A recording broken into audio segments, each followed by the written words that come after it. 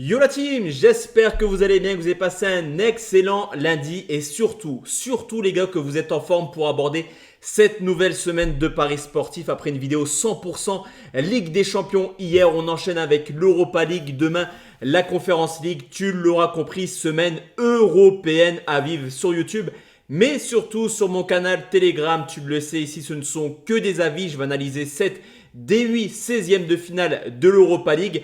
Mon ticket perso sera disponible sur mon groupe public. Donc n'hésite pas à nous rejoindre. On a dépassé la barre des 25 000 parieurs sur ce canal. Il n'attend que toi pour recevoir toute l'actualité de mes pronostics publics, mais également de mon site internet Parieur Foot.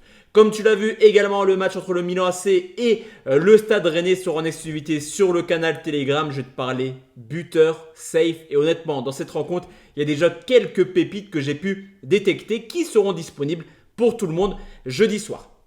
On commence tout de suite la vidéo avec le Feyenoord Rotterdam qui reçoit l'AS Roma. Troisième confrontation tout de même entre les deux clubs. Il y a eu la finale de la Conference League remportée par la Roma. Il y a eu le quart de finale l'an passé d'Europa League, là également remporté par la Roma. Donc tu l'auras compris, un peu psychologiquement avantage pour les Italiens qui depuis l'arrivée de De Rossi tournent plutôt pas mal. Alors certes, il y a eu cette défaite contre l'Inter de Milan ce week-end sur le score de 4-2, mais en tout cas c'est une Roma un peu plus offensive que les années précédentes. Depuis l'arrivée de De Rossi, il y a eu 4 matchs.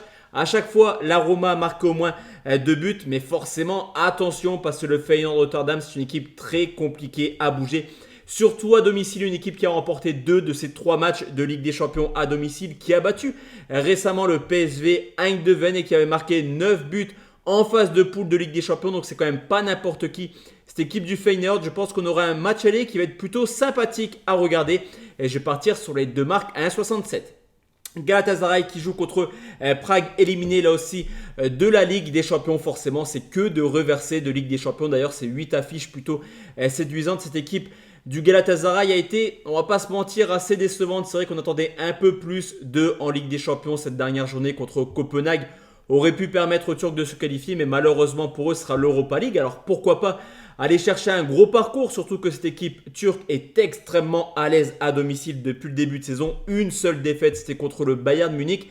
Mais là aussi, je me dis attention quand même à cette équipe de Brague qui tourne extrêmement bien en championnat. Alors vous me direz, c'est pas forcément compliqué en République tchèque, encore que le championnat se relève quand même d'année en année. Mais c'est également une équipe qui avait fait une très très belle phase de poule en Europa League, qui avait pris le point du match nul contre les Rangers, qui avait juste perdu d'un but en Écosse. On le sait, c'est compliqué. Donc petite alerte quand même dans ce match aller. La victoire du Galatasaray est plutôt bien cotée, mais je me dis que ça peut être assez serré. Donc on va sécuriser avec un nul remboursé si Galatasaray c'est coté à 1,49.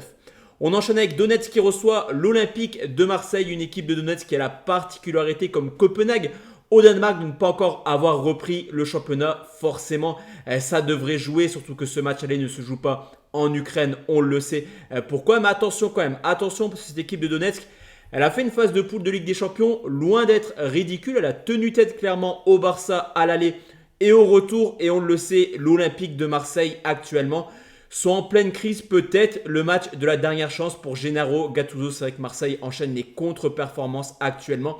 Une seule victoire en 2024, une seule victoire en plus de cela contre Thionville. Et si on ajoute à cela également le fait que Marseille à l'extérieur cette année n'y est pas du tout, avec seulement 3 petites victoires en 16 déplacements, honnêtement, les bookmakers mettent Marseille favori. Alors légèrement, la cote est là 2,30. Mais sur ce coup, je pense que les Ukrainiens sont capables de tenir au moins le match nul, ce qui serait également une bonne opération pour Marseille. Donc je vais prendre Donetsk ou nul à 1,54. On enchaîne avec les Young Boys de Berne qui reçoit le Sporting du Portugal. Sur ce coup, c'est également une très très belle rencontre, une équipe portugaise. On le sait, on le verra avec Benfica et Braga. Ça prend clairement à cœur cette Europa League, une équipe portugaise qui actuellement tourne extrêmement bien. Encore une fois ce week-end, vainqueur 5-0 contre Braga. Ça marque du but en 2024, il n'y a pas d'autre mot. 8 matchs officiels et 30 buts marqués, c'est assez incroyable. L'attaque du Sporting Portugal, c'est également une équipe qui lors des phases de poule avait toujours marqué au moins un but en Europa League. Et les Young Boys de Berne, on les connaît, c'est également une équipe assez offensive qui joue au ballon, qui marque également pas mal. On l'a vu en Ligue des Champions, ils ont marqué dans 5 de leurs 6 rencontres, mais ça encaisse également énormément. Et surtout, c'est la raison pour laquelle Sur la double confrontation, je mets un large avantage au Sporting. Les Young Boys de Berne ont toujours encaissé au moins 2 buts dans leurs 6 matchs européens cette année. Donc là, je vais partir sur un plus de 2,5 côté à 1,58.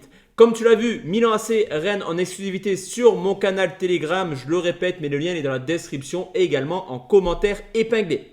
On enchaîne avec Benfica qui joue contre Toulouse. Clairement, 3 classes d'écart. On va pas se mentir sur ce coup. Alors certes, cette équipe de Toulouse, je le dis depuis le début de saison et j'insiste dessus, elle ressemble clairement au FC Nantes en grande difficulté en championnat, mais capable également de faire des coups en Europa League. Cependant, on l'avait vu quand Liverpool a mis l'équipe type à Anfield, il n'avait pas vu le jour. Victoire 5-1 de Liverpool et je me dis que dans cette rencontre, on pourrait quasiment avoir le même genre de match avec cette équipe de Benfica. Elle est très joueuse, elle est très talentueuse et comme je te l'ai dit, pour moi, il y a quand même 2-3 classes d'écart. Je vais quand même sécuriser. Je voulais prendre Benfica par au moins 2 buts d'écart. Je me dis également que Toulouse pourrait marquer. On pourrait avoir un petit 2-1 peut-être pour Benfica. Ce serait également une belle opération pour les Toulousains. Donc je vais prendre la victoire de Benfica avec au moins 2 buts dans la rencontre. C'est coté à 1,63. Braga contre Qarabag, largement favori pour les bookmakers. Braga est coté à 1,35 et je trouve que la cote elle est quand même extrêmement basse. On va pas se mentir. Alors certes, Braga est favori là aussi dans la double confrontation. Mais 1,35, perso, je ne la prends pas pour la simple et bonne raison que cette équipe de Qarabag, elle est extrêmement joueuse. Alors là aussi, ça survole son championnat d'Azerbaïdjan, mais c'est également en Coupe d'Europe qu'on a pu constater une donne plutôt intéressante. C'est le 8e déplacement de cette équipe cette année. Il y a eu 4 victoires, 1 nul pour seulement 2 défaites. La particularité de Qarabag, c'est également que ça a marqué dans tous les déplacements cette année en Coupe d'Europe. Donc attention quand même. Les 2 équipes marques me paraît plutôt sympa, mais je vais juste prendre, on va pas être trop gourmand sur cette rencontre. Je vais prendre le but de Qarabag qui est tout simplement coté à 1,65. Certes, Braga c'est performant, mais défensivement c'est un peu poussif. 18 matchs à domicile, seulement 3 clean sheets pour les Portugais. Donc Qarabag marque 1,65, ça me plaît totalement. Et enfin, on termine cette vidéo avec le RC Lens qui reçoit Fribourg, auteur d'une très très belle campagne européenne en Ligue des Champions et surtout à domicile où les Lensois ont terminé invaincus avec le PSV, avec Séville, avec Arsenal. Honnêtement, chapeau aux 100 et qui confirment clairement leur très bel état de forme à domicile. On le sait, l'ambiance transcende clairement les joueurs et même si Fribourg est quand même un cadre européen, on va pas se mentir, il y a quand même du talent du côté de Fribourg. Ça reste une équipe qui a également beaucoup de difficultés à l'extérieur. Il reste sur 3 défaites en Bundesliga. En plus de cela, on constate vraiment aucun match référence, on va dire, à l'extérieur. Je suis un peu déçu de la cote des Lensois. Je les voyais plus sur les coups de 1,90, 2 et la 1,75. C'est pas forcément value bet sur ce coup. Mais je vois que ça dans cette rencontre. Lens ou nul ou plus d'1,5. Mais sur ce coup, je vais prendre la victoire des Lensois à 1,75 qui me plaît totalement. Donc voici la team, mes pronostics concernant l'Europa League. On se retrouve demain soir pour parler Conference League. Excellente soirée à tous et à toutes. Ciao, ciao la team.